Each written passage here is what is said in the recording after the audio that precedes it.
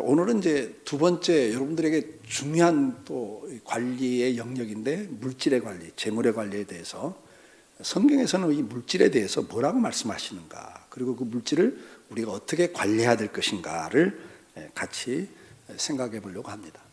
우리가 이제 보편적으로 우리나라는 그 불교의 영향이 많아요. 불교의 영향이 많아서 도 닦는 문화, 그게 있습니다.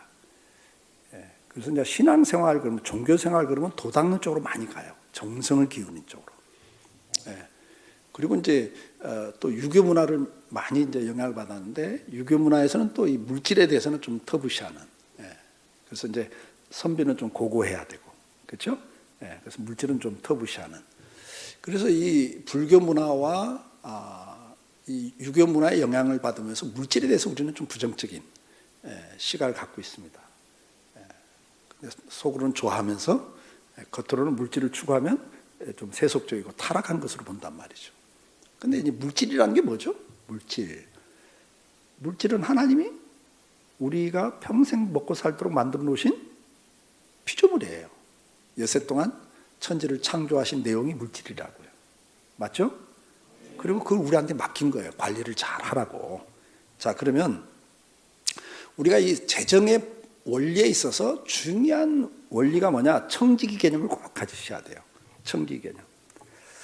자, 성경적 재정 관리에 이제 8가지 법칙이 있는데, 첫째가 뭐냐? 청지기 정체성을 가져야 돼. 지금 뭐 낮예배, 저녁예배 정체성이라는 걸 많이 이야기하는데, 저와 여러분이 내가 누군가를 정확하게 알고 있는 게 건강한 거예요.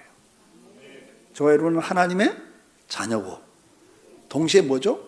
하나님의 관리냐, 대리인이에요. 하나님을 대신해서 우리에게 맡긴 이 피조세계를 잘 관리를 해야 돼. 그래서 우리는 하나님을 사랑하고 잘 섬길 뿐만 아니라 하나님 만든 자연세계를 잘 사랑하고 관리를 잘 해야 됩니다. 그래서 자연보호도 성경적인 거예요. 우리가 그걸 잘 관리를 해야 돼요. 그리고 이웃을 또 사랑하고 잘 섬기고 살아야죠.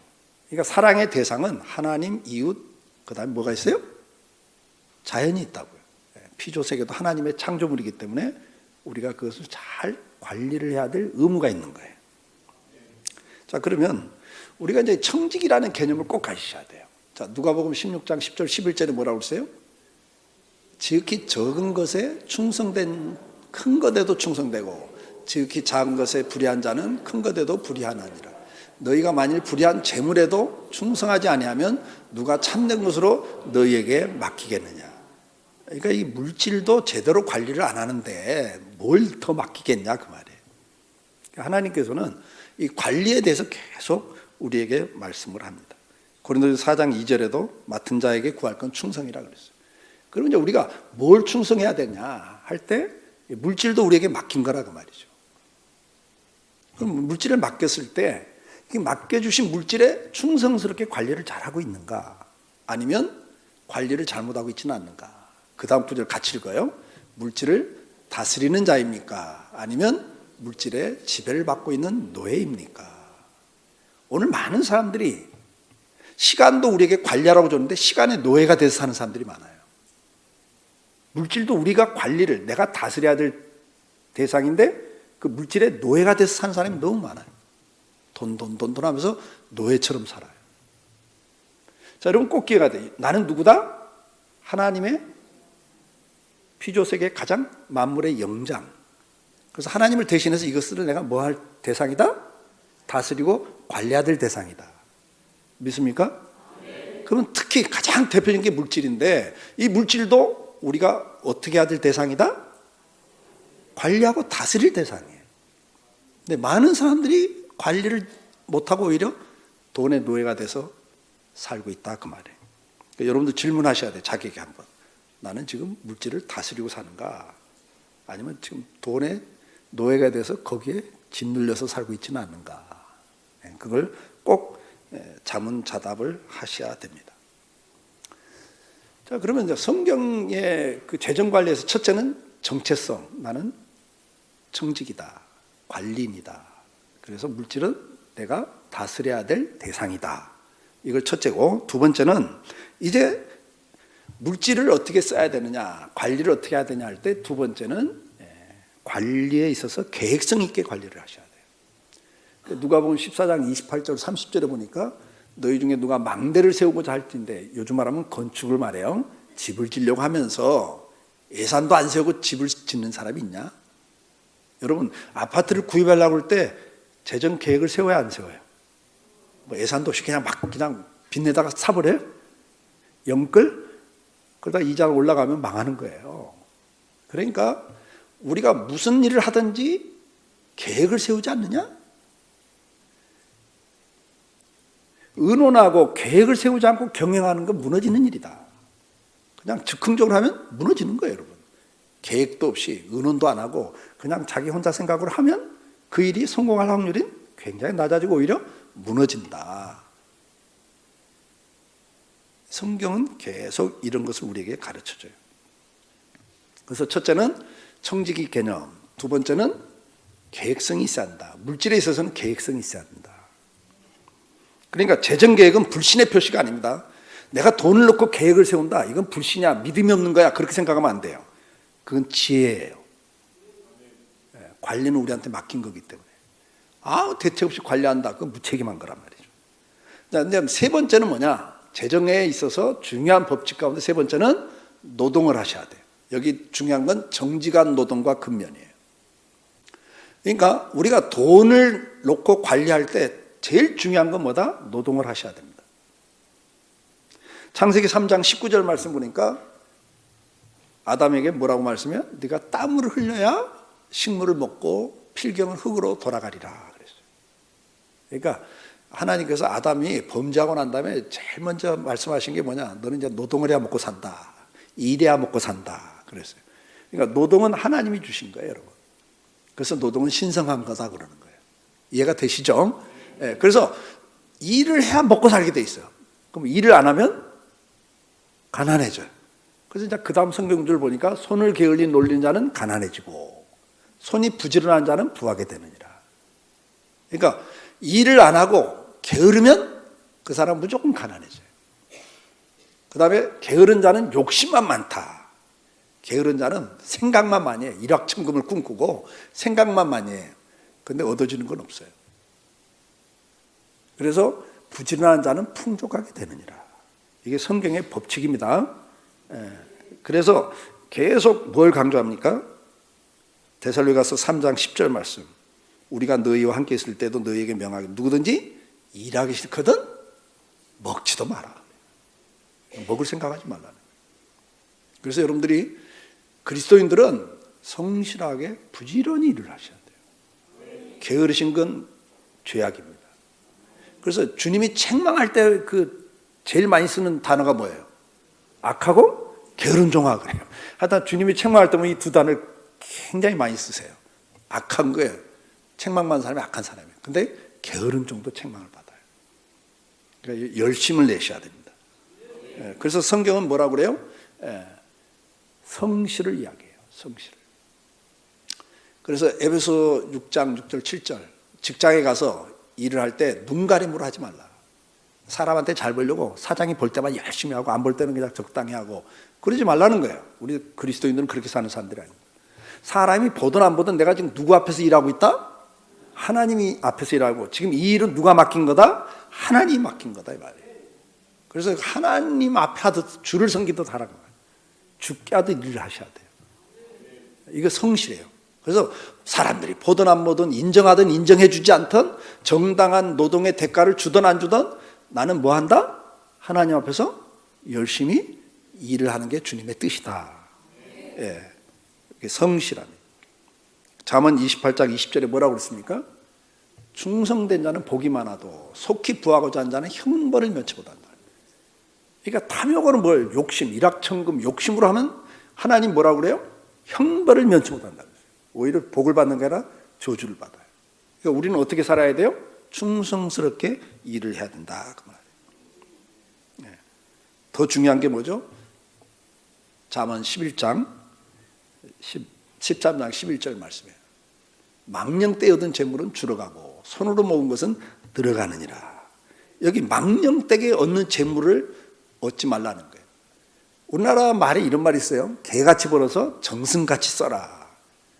맞는 말 틀린 말, 개같이 막 그냥 수단과 반항거리고 남의 눈에 피눈물 흘리면서 부당한 방법으로 벌어서 쓸 때만 잘 쓰면 된다, 이건 틀린 말이에요. 성경은 그렇게 말하지 않아요. 망령되게 얻은 재물은 뭐라고요? 줄어가고 망한다는 거죠. 그래서 망령된 재물이 뭡니까? 부정하게, 부정한 방법으로, 그 다음 부당하게. 성경에서는 뭐라고 그래요? 저울추를 속여서, 이런 표현들을 써요.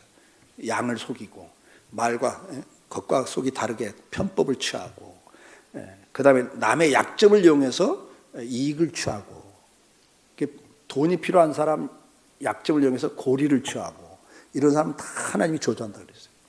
그러니까 성경은 노동을 해서 돈을 벌고, 그 다음에는 어떻게 해요? 정당한 방법으로 돈을 벌어라 그래요. 부당한 방법, 부정한 방법을 쓰지 마라. 남의 눈에 눈물을 흘리면서 돈을 벌지 말라는 거예요. 하나님 축복을 하지 않는다 그래요. 그래서 우리는 어떻게 개같이 벌어서 정성같이 쓰는 게 아니라 어떻게 벌어야 돼? 정성같이 벌어서 정성같이 써야죠. 그게 성경적인 거예요. 그 다음에 이제 이 일에 있어서 계속 중요하게 뭐예요? 방탕을 굉장히 성경은 금합니다. 술 취하고 음식을 탐하는 자는 가난해진다. 그러니까 여러분, 이 방탕이거든요. 술 취하는 게 자기 쾌락을 위해서 술을 마시고, 이 사람은 가난해진다. 잠언에는 이 술 취하고 그 다음에 이 음료, 음란하게 죄를 짓고 돈을 그런 데 쓰면 그 사람은 어떻게 된다? 명예를 잃어버리고 건강을 잃어버리고 자기 재산을 잃어버린다 그랬어요. 그래서 옛날에도 그래, 바람을 피우면 풍 맞는다. 안 들어보셨어요? 바람풍. 바람 피는 사람은 풍 맞는다. 왜? 건강을 잃어버린다고 말이에요. 근데 성경은 이미 이야기를 했어요. 그러니까 음란하면 명예도 잃어버리고, 그 다음에 무엇도 잃어버려요? 건강도 잃어버리고 돈도 잃어버리고 다 잃어버린다는 거예요. 그러니까 돈을 그렇게 쓰지 말라는 거예요. 우리 기독교인들은 돈을 버는 것도 잘 벌어야 되지만 쓰는 것도 잘 써야 되는 사람들. 그래서 여러분들이 자기 즐거움을 위해서, 쾌락을 위해서 술을 마시고 또 이렇게 방탕하는데 돈을 쓰면 안 돼요. 음식을 탐한다는 건 뭐예요? 이것도 미식, 물론 좋죠. 해 아래 먹는 것보다 즐거운 낙이 없느니라 그랬어요. 해 아래 먹는 것보다 즐거운 낙이, 먹는 것도 낙이죠. 그러나 그런 데다가 돈을 그렇게 쓰지 마라. 함부로 쓰지 마라. 성경은 우리에게 그렇게 말합니다. 음료로 인하여 사람이 한 조각 떡만 남게 되며 그랬어요. 그래서 이제 우리가 이런 노동에 대해서 정당하게 노동을 해야 되고 부지런하게 일을 해야 된다. 그 다음에 이제 우리가 뭘 잘해야 되냐면 빚에 대한 절제를 해야 돼요. 빚은 노예를, 속박을 가져온다 그랬어요. 빚은.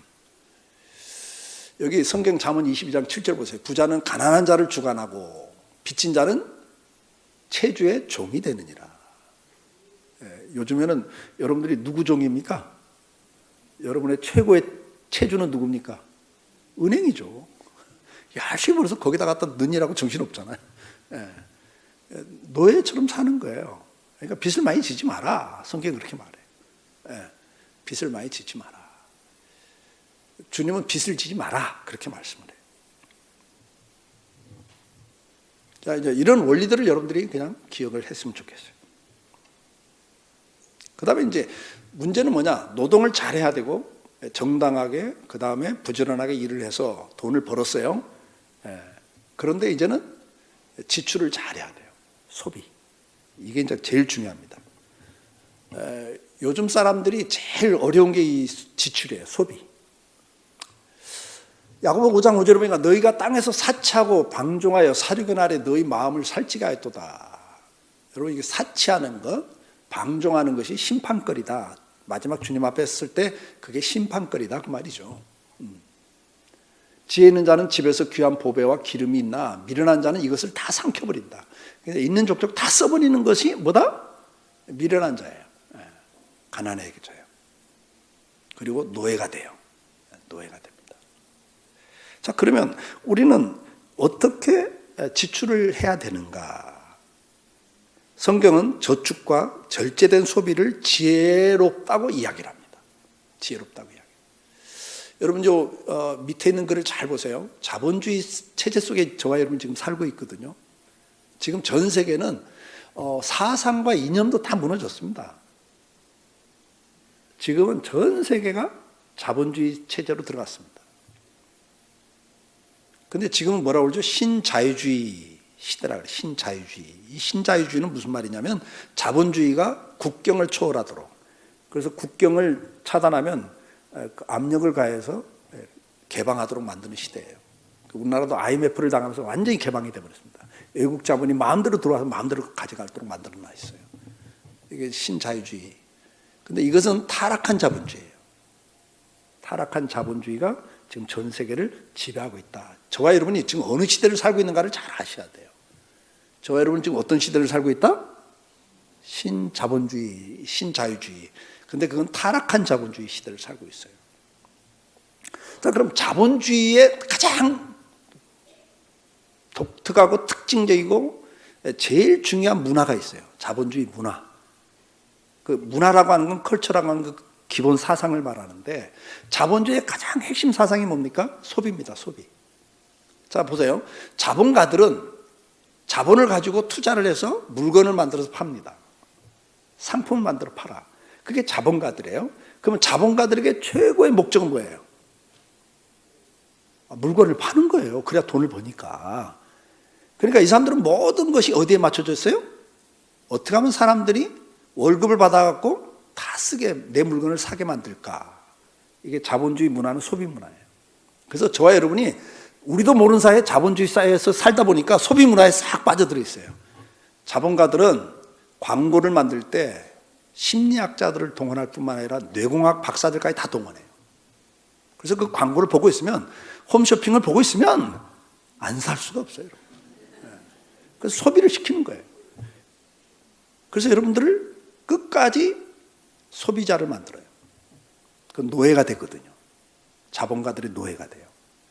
그래서 자본가들은 이 사회 시스템의 기득권층이기 때문에 교육 시스템에도 다 자기들의 그 자본주의 시스템을 넣어놨어요. 그래서 학교에서 공부 가르치면 뭐라고 가르쳐요? 여러분들 금융이나 자본과 투자를 가르쳐요? 학교에서? 안 가르칩니다, 여러분. 학교가 뭐라고 그래요? 공부 열심히 잘해서 좋은 대학 가서 좋은 직장 잡아라, 이렇게 가르쳐요. 좋은 직장은 뭐죠? 자본가들의 회사에 들어가서 평생 노예처럼 일하는 거거든요. 그러니까 모든 사회 시스템을 자본가들은 그렇게 만들어 놨어요. 그리고 우리는 그 사회에서 교육을 받다 보니까 그냥 그게 정상으로 알아요. 속고 사는 거예요. 자, 그러면 이 자본주의는 여러분들이 기회가 있으면 막스 베버라는 사람이 그 독일의 경제학자인데, 그 사람의 자본주의에 대한 책을 좀 읽으세요. 도움이 될 거예요.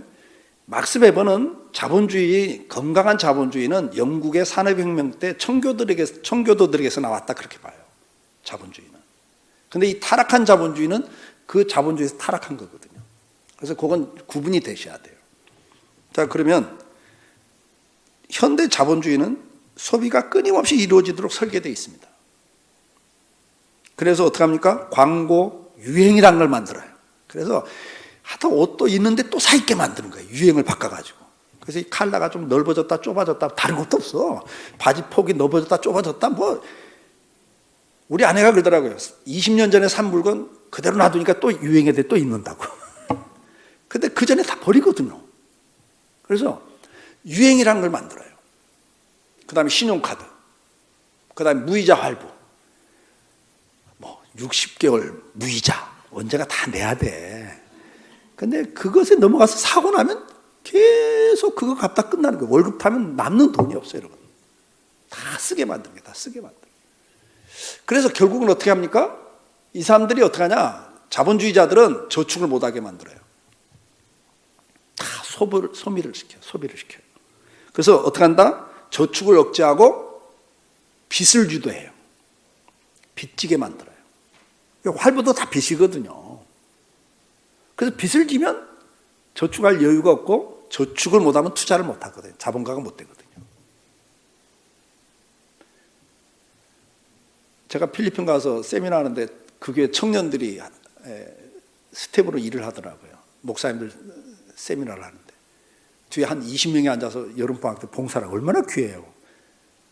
제가 목사님들 대해서 세미나하다가 갑자기 제가 걔들 보니까 그냥 마음에 불이 붙어갖고, 야, 너희들 한 달에 대학 졸업해서 20만 원, 30만 원 받거든요, 필리핀이. 근데 스타벅스 커피를 마셔요. 너희들 다 속고 있는 거다. 지금부터 그 스타벅스 커피 한 잔을 절제하고 그걸 투자를 시작해라. 제가 가르쳤어요. 자, 여러분들이 이 소비주의에 빠져버리면 어떻게 됩니까? 저축이 부족하죠? 투자가 불가능합니다. 투자를 또 실패하면 자본가들에 의해서 경제적 종속을 받습니다. 그러면 이게 돈이라는 것은 영적인 것과도 또 결부가 돼요. 그래서 영적 경제적 독립이 불가하는 구조를 형성해 버립니다. 여러분들 막 은혜가 있어도 경제적으로 시달리면 어때요? 마음에 여유가 있어요? 막 감사했다도 가면서 주여 어떻게 하려고 이러십니까? 하면서 가잖아. 은혜 받을 때는 막 눈물 흘리면서 찬양하다가 저기에만 나가면 또 주여 그거 어떻게 해야 돼요? 이러고 가잖아요. 노예가 되는 거예요. 거기 사로잡혀 사는 거잖아요. 자유가 없습니다, 여러분. 자, 그럼 우리가 소비에 대해서 다음 거 보여주세요. 신앙인의 대응입니다. 소비무화는 이렇게 말해요. 지금 아니면 야, 다 늙어지면 못 놀아. 지금 써야 돼. 이래요. 지금이야, 지금. 모아서 뭐 하려고? 지금 누려야지. 이래요. 그런데 주님은 그래. 모든 게 때가 있다. 지금은 벌어서 모아서 투자할 때지 쓸 때가 아니에요. 여기 20대, 30대, 40대는 지금 투자할 때지 쓸 때가 아닙니다, 여러분. 지금 다 쓰면 나중에 늙어서 폐지 주스셔야 돼요. 방법이 없어요, 여러분. 노예가 되는 거예요, 그냥. 당신 이거 살 자격이 있어. 너를 위로해. 너는 이 정도 누릴 만한 자격이 있어, 그래요. 근데 주님 뭐라 그래요? 자족하는 비결을 배워라. 그런 걸로 네 만족을 취하지 마라. 그런 걸로 너를 위로하지 마. 주님은 그렇게 말해요. 더 많이 가져야 행복하다 그래요. 사람의 생명은 소유의 넉넉함에 있지 않다 그랬어요. 여러분들 집에 가서 보세요. 지금 사놓고 안 쓰는 물건들이 많다 적다? 그거 보시면 알아요. 자기 소비가 지금 정상인가 비정상인가 그걸 체크하시면 돼요. 필요 이상 가지고 있으면 그것도 잘못된 소비를 한 거고요. 사놓고도 안 쓰는 게 있으면 그건 잘못된 소비죠. 집에 가서 확인하실 수 있잖아요. 그렇죠? 그러면 이제 실천 방법은 뭐냐? 여러분 적으셔야 돼요. 그 다음에는 이제 이게 필요한 거냐, 정말 필요한 거냐, 아니면 내 지금 욕망이냐 체크를 꼭 하셔야 돼요. 물건 살 때마다.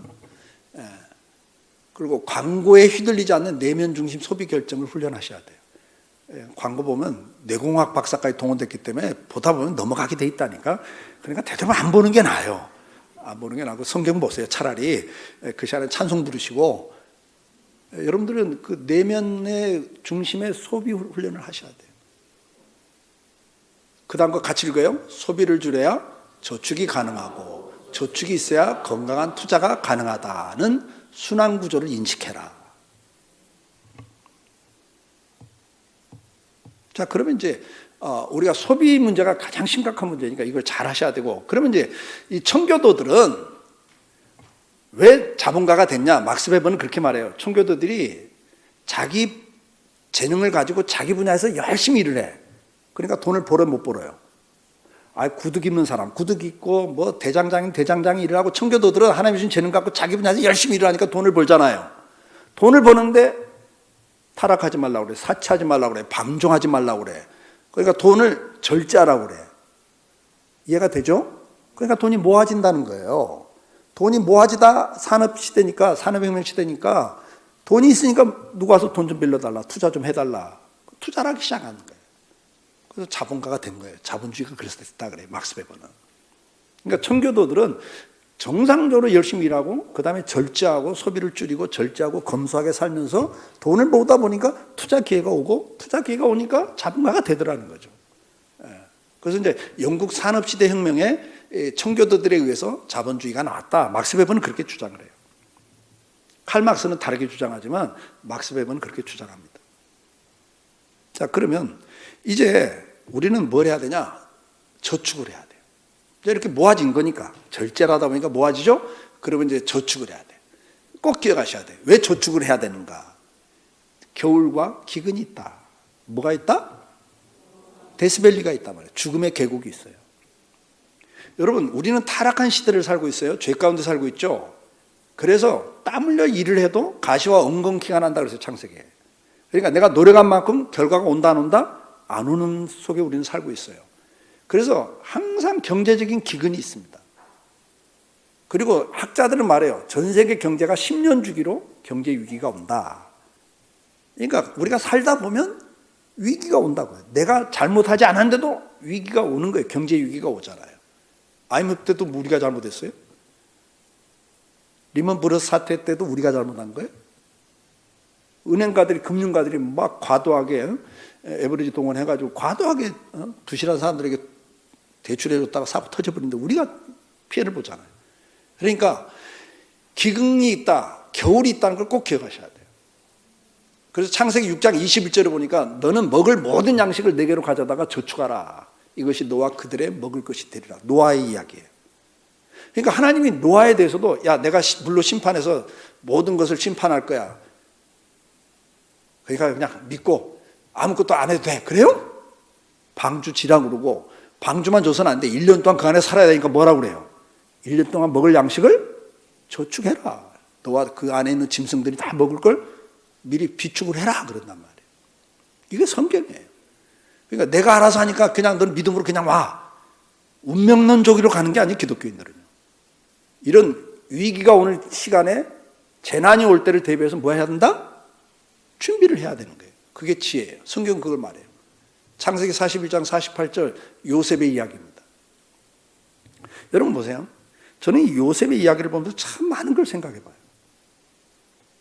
여러분 7년 풍년 7년 기근이 오는 이야기죠. 요셉의 이야기는. 근데 저는 성경에 보니까 요셉이 전국을 순회하였더라 그래요.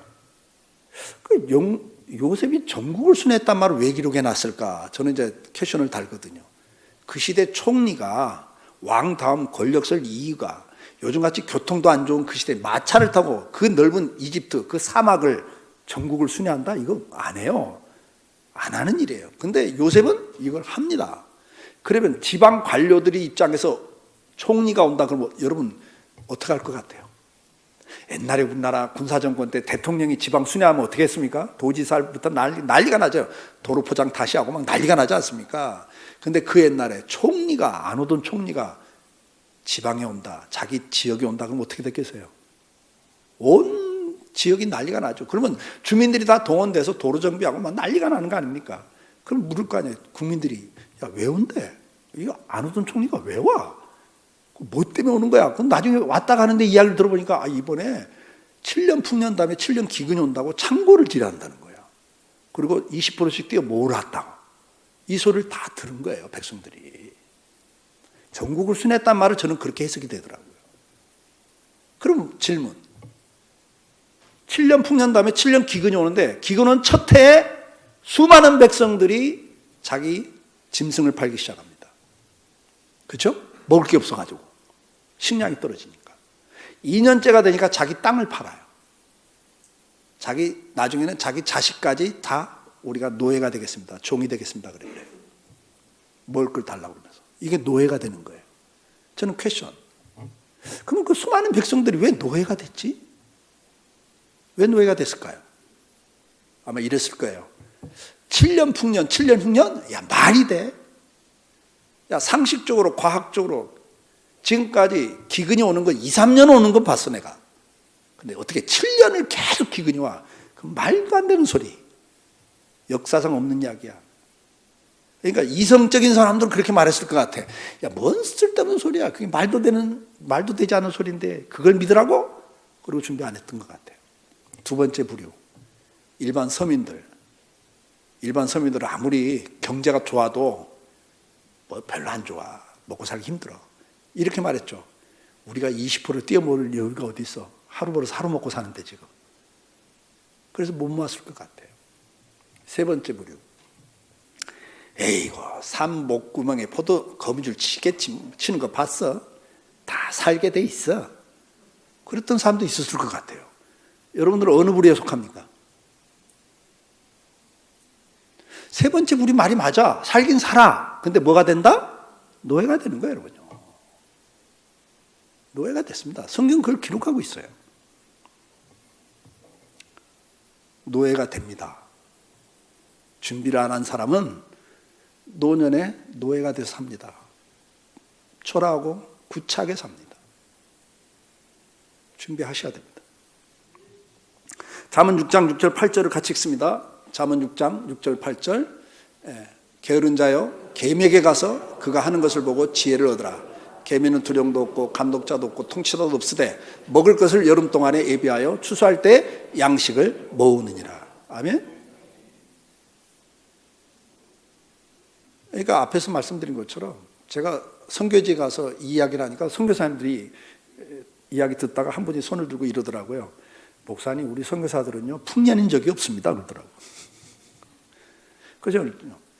현직에 있을 때가 풍년, 은퇴 순간 기근입니다 그랬어요. 지금은 후원금이 들어오지 않습니까? 적든 많든. 수입이 있을 때가 풍년입니다.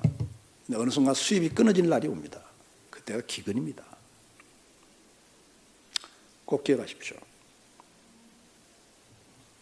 자, 그러면 이렇게 모은 사람들은 어떻게 합니까? 네? 모은 사람들 어떻게 되겠어요? 저기 투자는 이제 책임이다, 청직의 책임이다 그랬는데 이제는 그 투자의 원칙인데요. 한 달란트 받은 사람이 땅에 묻어둔 걸 갖고 주님은 책망하셨어요. 묻어둔 건 책망을 받았습니다. 그럼 뭐 해야 됩니까? 마태복음 25장 27절에도 보면 쉬운 성경은 저렇게 돼 있어요. 야, 내가 은행에다 넣어놓고 이자를 받는 게 낫지. 너한테 내가 왜 맡겼겠냐. 그 말은 뭐예요? 이 달란트를 맡은 사람들은 뭐 하라는 이야기? 그거 갖고 투자를 해서 이익을 남기라는 이야기잖아요. 너 그걸 안 했으면 잘못한 거야. 그런 말이죠. 자, 전도서 11장 1절 2절 쉬운 성경으로 된 건데요. 한번 같이 읽어봐요. 씨앗을 물 위에 던지라. 수일후에 그것을 거두게 될 것이기 때문이다. 재산을 7군데 아니 8군데에 투자해라. 아니 그 1절 2절만. 여러분 보세요. 이 세상에 어떤 분이 닥칠지 모르지 않는가. 분산 투자를 이야기해요. 7군데 아니 8군데로 나눠서 투자해라. 어느 것이 잘 되고 잘못될지 모르니까 성경은 분산 투자를 이미 가르치고 있습니다. 많이 듣던 이야기죠. 분산 투자. 예. 성경은 이미 몇천 년 전부터 이걸 말씀하셨어요. 그 유대인들이 이걸 하는 거예요. 그래서 유대인들이 이걸 하는 거예요. 그래서 그들이 세계적인 부자들로 사는 겁니다.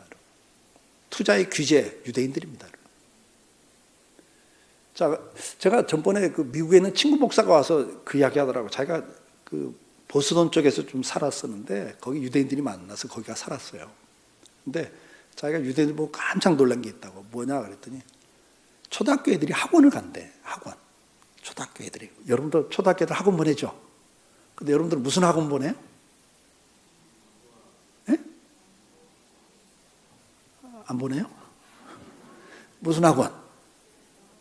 영어, 수학, 뭐 언어, 뭐 다른 거 다양하게 보내잖아요. 뭐 그다음에 운동 학원도 보내고 피아노 학원도 보내고 학원 많이 보내죠. 근데 유대인들은 학원을 보내는데 투자 학원에 보냈대. 투자 학원. 초등학생들. 자기는 깜짝 놀랐대요. 초등학교 때부터 투자를 가르친다는 거예요. 그리고 고등학생이 되면 알바를 할 때 투자 회사 가서 유대인들 같은 그 유대인들 회사에 가서 알바를 한대요. 거기서 청소도 하고 하는데 거기서 보는 거예요. 투자 세계가 어떻게 돌아가는가를. 대학생이 되면 또 가서 또 거기서 알바를 한대요. 그러니까 게임이 안 되는 거예요. 어릴 때부터 그 교육을 받고 있는 사람들이에요. 11장 6절 같이 읽어볼까요? 11장 6절. 아침에 씨를 뿌리고 저녁에 내 손을 태만히 놀리지 마라. 이것이 잘 될지 저것이 잘 될지 혹은 둘 다 될지 누가 알겠는가. 투자하고 난 다음에 관리를 잘해라. 투자해놓고 뭐 될지 안 될지 그냥 던져놓지 말고 관리를 잘해라. 그러면 투자의 방법, 관리하는 방법도 배우셔야 되는 거예요. 여러분 공부를 하는데 우리는 이걸 배운 적이 없어요. 그래서 제대로 못해서 날마다 어려움을 겪어요. 근데 성경은 이걸 배우라고 이야기하고 있습니다. 그래서 여러분들 거기 적용을 좀 보시면 지나친 투기, 과도한 레버리지를 쓰지 마세요. 과도하게 빚내다가 뭘 하지 마세요. 윤리적인 가치 기반을 두고 여러분들이 하셔야 됩니다. 우리 기독교인들은 부당하게 부정한 방법으로 투자해서도 안 됩니다. 그리고 저런 것도 여러분들이 잘 실물 자산과 생산 자산 저런 것도 좀 공부를 해보세요. 저는 목사라 공부를 안 하고 몰라 이건. 근데 이렇게 하라고 돼 있어요. 그래서 좀 여러분들은 좀 해보시면 좋겠어요. 하나님은 우리가 맡은 자산을 활용하길 원하십니다. 성경은 분산, 투자도 원하고 관리도 잘 하라고 우리에게 명하셨습니다. 이런 것들을 여러분들이 이제 좀 더 구체적으로 공부하시면 좋겠어요. 요즘에는 공부하려면 얼마든지 할 수 있는 시대입니다. 유선생도 있고 챗 GPT도 있고 뭐 너무 좋은 것들이 많이 있어요. 그러니까 얼마든지 배울 수 있습니다. 잘 배우셔서 여러분들이 특히 젊은 세대가 이걸 들어야 되는데 20대부터 이걸 잘 공부하시고 커피 한 잔 깎아도 투자를 해보세요. 존리 그 무슨 금융회사죠? 존리 대표였던 메리츠 종합금융의 대표였던 존리의 그 강의 같은 거 좀 청년들은 들으면 좋겠어요. 존리는 그렇게 말합니다. 그 금융회사에 얼마나 연봉이 높아요. 근데 그분이 그러더라고요. 자기 직원들한테 자가용 사지 마. 거기 자가용한테 돈이 얼마나 들어가는데. 그 돈을 투자해봐. 당신들 40대, 50대가 되면 이렇게 노동하지 않고도 남의 눈치 안 보고도 마음껏 자기 인생을 살 수 있어. 하고 싶은 걸 할 수 있어. 그런 이야기 하더라고요. 그러니까 그건 좀 귀담아 드려야 될 말 같아요. 제가 알기로 그 존리도 장로님으로 알고 있거든요. 기독교인입니다, 여러분. 그러니까 좀 그런 건 좀 배우면 좋겠어요. 이제 그 다음에 더 중요한 게 있습니다. 자, 이렇게 이제 자 보세요. 노동을 하고 그 다음에 절제하고 저축을 하고 소비를 절제하고 저축을 하고 그 다음에 투자를 했어요. 그럼 돈을 벌었어. 그러면 이제 어떻게 해야 돼요? 잘 먹고 잘 살아야지. 이제 나 하고 싶은 거 하고. 우리 기독교는 그렇게 말하지 않아요, 여러분. 자, 다음 구절 한번 보여주세요.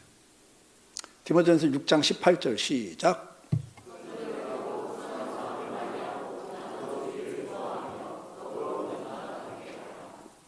사회 환원을 하셔야 돼요. 그런데 타락한 자본주의는 환원을 안 합니다. 어떻게든지 탈법을 해서라도 자식들한테 그 재산을 넘겨주려고 애를 씁니다. 근데 우리 기독교인들 그렇게 해서는 안 됩니다. 사회 환원을 하셔야 됩니다. 돈을 벌게끔 하신 것은 뭐 하라고? 선한 사업을 많이 하라고. 믿으시면 아멘. 이걸 놓치면 안 되는 거예요, 여러분. 선한 사업을 많이 하셔야 돼요. 나눠주기를 좋아하는 자가 돼야 됩니다. 이제 저도 이름이 자꾸 생각이 안 나. 그 미국의 그 투자로 유명한 분이 누구죠? 누구? 워렌 버핏. 워렌 버핏. 그 사람이 사회환원을 몇 프로 하죠? 자기 전 재산의 몇 프로를 사회환원하겠다고 지금 하고 있습니다. 몇 프로? 99%. 왜? 자기는 1%만 갖고도 충분하다. 자기 자식들한테도 1%면 충분하다. 90%는 사회환원하겠다고 그러고, 그래서 지금 마이크로소프트 아니 옛날에 저 회장 누구냐? 그 사람이 지금 애플 회장이었던 뭐 그런 분들 그 많은 그 투자 저 기금에다가 다 넣잖아요. 그 아프리카의 우물, 그다음에 그 병 예방 이런 데다가 다 그런 그 재단에다가 다 기부를 하잖아요. 그냥. 그래서 그 기부도 자기가 직접 안 하고 더 잘하는 사람한테 맡기겠다. 기독교인들은 그래야 됩니다. 내 달란트보다 저 사람 재능이 그걸 잘 구제하고 이런 걸 사회사업을 잘하는 사람 재단 있으면 거기다 주는 거예요. 그래서 그분이 그랬어요. 난 99%를 사회환원한다. 왜? 1% 갖고 충분하다 그랬어요. 우리가 그건 배워야 되지 않겠습니까? 잠언 11장 26절은 뭐라고 그랬습니까? 어려움이 있을 때 곡식을 혼자 차지하는 자는 저주를 받지만 기꺼이 나누는 사람은 축복을 받는다. 그러니까 누군가 어려움을 겪을 때 도와주는 게 축복의 통로입니다. 전도서 5장 19절은 같이 읽읍시다. 내가 관찰해 보니 하나님께서 주신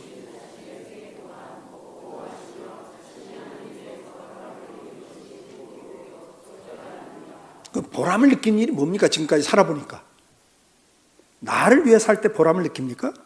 아닙니다, 여러분. 누군가를 도울 때 사람은 의미가 있고 보람이 있는 겁니다. 누군가를 도울 때예요. 섬길 때입니다, 여러분. 잠언 19장 17절에도 뭐라고 그랬습니까? 가난한 사람을 불쌍히 여기는 것은 여호와께 꾸이는 것이니 그의 선행을 그에게 갚아주시리라. 내가 가난한 사람 돕는 건 누구한테 하는 거다? 하나님 앞에 하는 거다. 내 옆에 있는 이웃에게 하는 것이 곧 주님에게 하는 거다. 그래서 누가 갚아준다? 주님이 갚아준다. 마지막으로 우리가 이 기독교인들의 재정의 법칙 마지막입니다. 신뢰와 하나님의 공급을 믿으셔야 됩니다. 하나님을 주인으로 신뢰하고 먼저 그분의 나라를 추구하는 삶이 재정의 마지막 목적입니다. 먼저 그 나라와 그를 구하셔야 됩니다. 하나 좀 더 저축에 대해서 말씀드리겠습니다. 좀 제가 그걸 좀 지나갔는데 저축에는 두 가지 저축이 있습니다. 첫째는 무슨 저축이 있을까요? 누가복음 12장 33절에 너희 소유를 팔아 구제하여 낡아지지 아니하는 배낭을 만들라 곧 하늘에 둔 바 다함이 없는 보물이니 거기는 도둑도 가까이 하는 일이 없고 좀도 먹는 일이 없느니라. 그러니까 우리가 저축을 하는 데는 첫째, 저축엔 두 가지가 있어요. 첫째는 하나님께 저축하는 게 있습니다. 하늘에다 쌓아두는 저축이 있어요. 그게 뭐죠? 헌금과 구제예요. 아멘? 그래서 구제하는 거, 헌금하는 건 다 하나님께 쌓아두는 겁니다. 그런데 그 이자는 세상에 저축을 하면 이자가 몇 프로입니까 요즘? 투자를 잘해도 몇 프로? 뭐 10몇 프로에 잘해야. 근데 하나님께 하면 30배, 60배, 100배를 준다고 그랬어요. 그러니까 이것처럼 좋은 저축과 투자가 없습니다. 그래서 여러분들 저축과 투자를 이야기할 때 먼저 하나님 앞에 저축하는 걸 게을리하면 안 돼요. 아멘? 그 다음에 이제 우리가 세상을 살아가면서 데스밸리를, 경제 위기를 준비하기 위해서, 그 다음에 우리가 더 선한 사업을 많이 하기 위해서 뭘 해야 된다? 저축하고 투자를 해야 된다. 투자도 저축도 두 가지 영역이 있다. 하나는 하나님 앞에 하는 것, 하나는 우리가 이 땅에 살면서 준비하는 것, 하는 것. 이 두 가지를 항상 병행을 하셔야 돼요. 균형을 맞춰서 하셔야 됩니다. 또 뭐 제가 이걸 왜 간과하면 안 되냐면 여기서 이제 뭐 절제하고 소비 줄이고 저축해갖고 투자를 하니까 그냥 헌금이고 뭐가 없어. 그냥 다 투자만 한다 이러거든요. 근데 그게 망하는 길이에요. 그렇게 하면 그게 하나님 기뻐하지 않아. 그러니까 균형을 항상 이해가 되죠? 균형을 놓치면 안 돼요. 어디 하늘들이 이렇게 푹 빠지면 안 된다. 그래서 여러분들이 이제 하나님의 공급하심을 믿고 신뢰하면서 먼저 그 나라와 그를 구하는 큰 그림을 그리고 여러분들이 재정 관리를 해야 된다. 마무리입니다. 우리는 하나님 나라 경제 질서 아래 살아가야 할 청지기들입니다. 계획적으로 재정을 관리해야 되고 정당하고 성실하게 일을 해야 됩니다. 그리고 절제된 지출을 통한 저축을 해야 됩니다. 소비 문화에 빠져서는 안 됩니다. 그리고 저축한 걸 어떻게 해야 된다? 분산 투자를 잘 하셔야 됩니다. 그리고 관리를 잘 하셔야 됩니다. 그러고 난 다음에 더 중요한 게 뭐예요?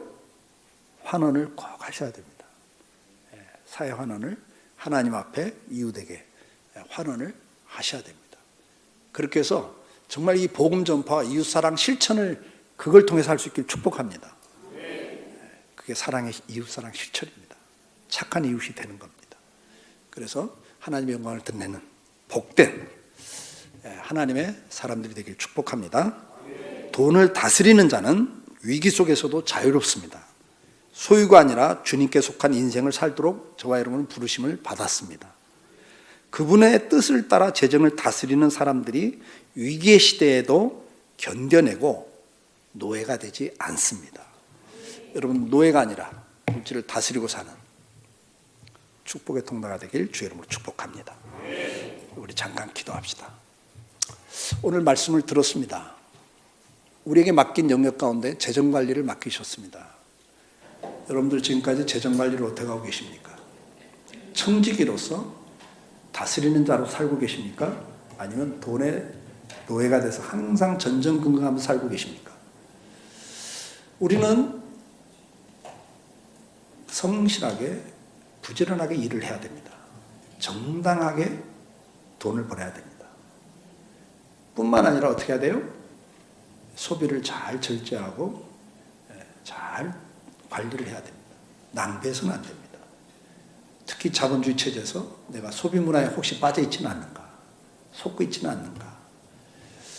그리고 저축을 하는 것, 그 다음에 투자하는 것, 관리하는 것, 환원하는 것, 이 영역들 가운데 내가 지금 약한 부분이 어떤 것인가 생각해 보시고 앞으로 남은 인생길을 가면서 돈과 하나님은 겸하여 섬길 수 없다고 말씀할 만큼 돈은 영향력이 막강한 거예요.